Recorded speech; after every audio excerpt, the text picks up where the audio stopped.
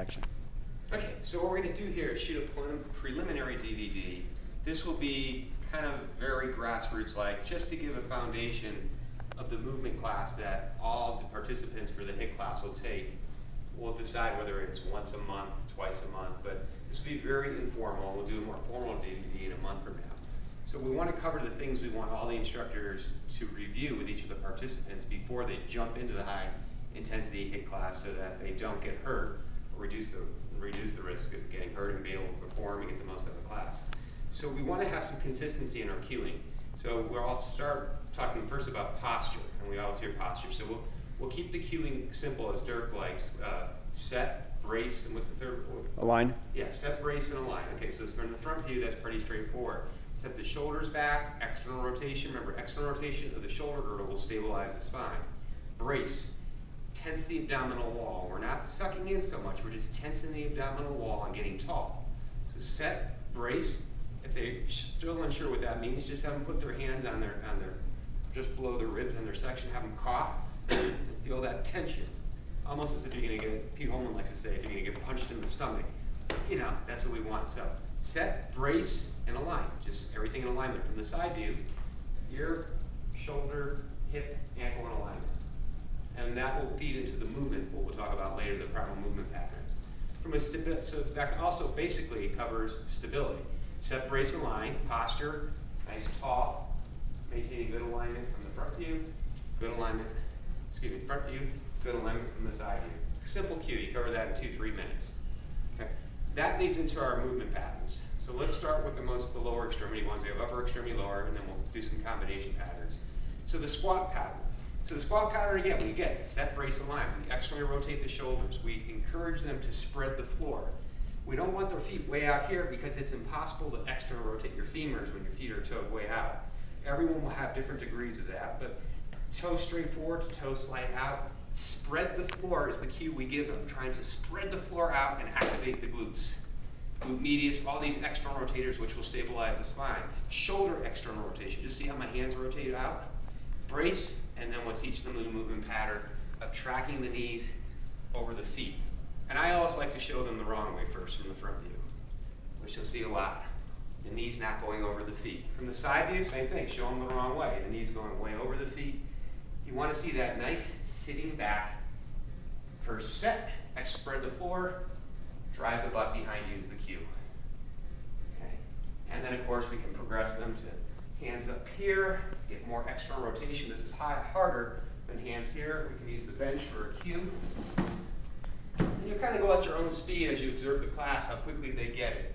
We just want to give them basic cueings. Spread the floor is a cue I like to use. Shoulders back.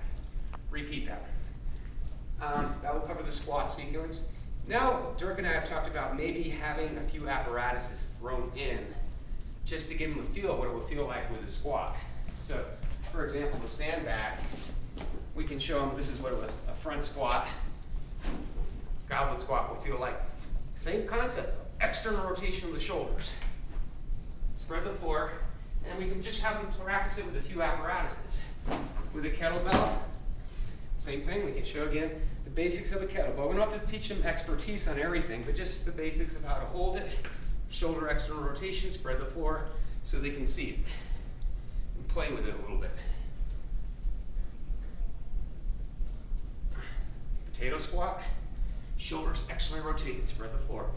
So you pick and choose your apparatus and toys, but let her get comfortable with the squat with a few apparatuses. Same concept with the lunge. Front view, again, it's all consistent. Or even the split squat if we want to add the split squat in. Difference between a split squat and a lunge is we're not taking a step. We just go up and down, teach them the basics of a split squat. Shoulders externally rotated, knee in alignment, side view, external rotation. Sick, I like to say, think of the elevator just dropping straight down. Look at the vertical angle here, vertical angle. Not this forward-backward translation. And then that leads into a lunge. The difference between a lunge is you actually take the step. We teach them the essence of a forward lunge, set, brace. With the external rotation, have a few with maybe the hands up here, external rotation. And again, teach them the wrong way. Show them, demonstrate the wrong way that we typically see because people fatigue so they can visualize the wrong way, but then immediately show them the right way. Show the wrong way from different views. The breakdown in the different planes. Anything you can think of that would break down and emphasize the correct way. With the knee tracking over the foot, sinking down, thrusting up, using the gluteals to drive up, shoulders back. And I also cue them, Bill, too, to pull the feet together. Is that accurate? Oh yeah, at the low point, yeah. Actually, for a split squat, just, we like to sometimes say pull together as you drive, yeah. Pull the toe. But the main cue, yeah, maintaining our alignment, as we talked about. And same thing, a couple apparatuses. We could use dumbbells maybe, hold the dumbbell in each hand, which we might do. Could use a medicine ball or a Viper, different things that we want them to get comfortable with. Stabilizing. Get them comfortable with, again, we keep cueing the same cue. External rotation of the shoulders, set. Set basically means shoulders back, externally rotated. Set the abdominals vertical. And again, they'll progress to advanced versions. I wouldn't have them do this with a weight, like a Viper, but again, the more advanced versions that they'll eventually progress into. Over the head makes it significantly harder. And of course, we want them to know that lunges are done in different planes of motion, so we'll practice a couple side ones. There's that alignment. The side lunge, there's the alignment, the tracking. Typical mistake, toe goes way out. We want it here. And the side lunge.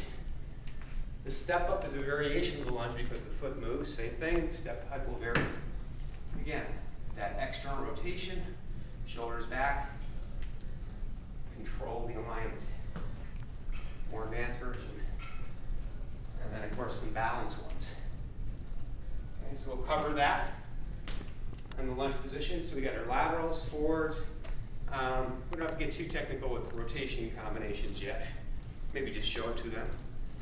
That leads to the next pattern, rotation. So again, the wrong way to rotate, and this is really important. This is really, I think, what distinguishes us from other classes was we teach rotation properly. The way I like to teach wrong way to rotate, sit and have them twist like this, and have them really feel their spine twisting. That's rotation from the lumbar spine. That's exactly what we want to avoid, that twisting this way. Okay? And we're not going to go into the why too much. If someone asks why, I would probably leave it at there's excessive compression on the lumbar spine, and the lumbar spine isn't designed to rotate excessively beyond a few degrees. The low back spine, if better described. So that's the extent I would cover it. I wouldn't go too deep into the whys. Then the right way. Again, set, brace, have them turn the body as a whole. Explain the navel turns with the body. Point the navel 12 o'clock, go 1 to 11, maybe 2 to 10, and let them feel that whole body rotation. Let them feel it in the split squat, whole body rotation.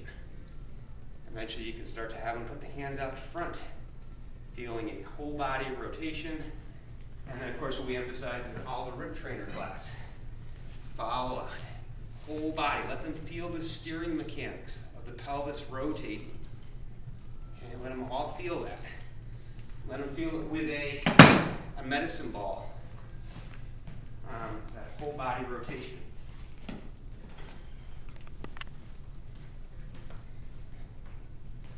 that whole body rotation.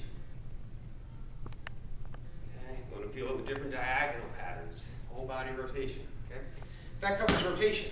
Okay, I'm going to backtrack. Probably should have covered it before the squat, but we'll get it anyways. Is hinging, hip hinging.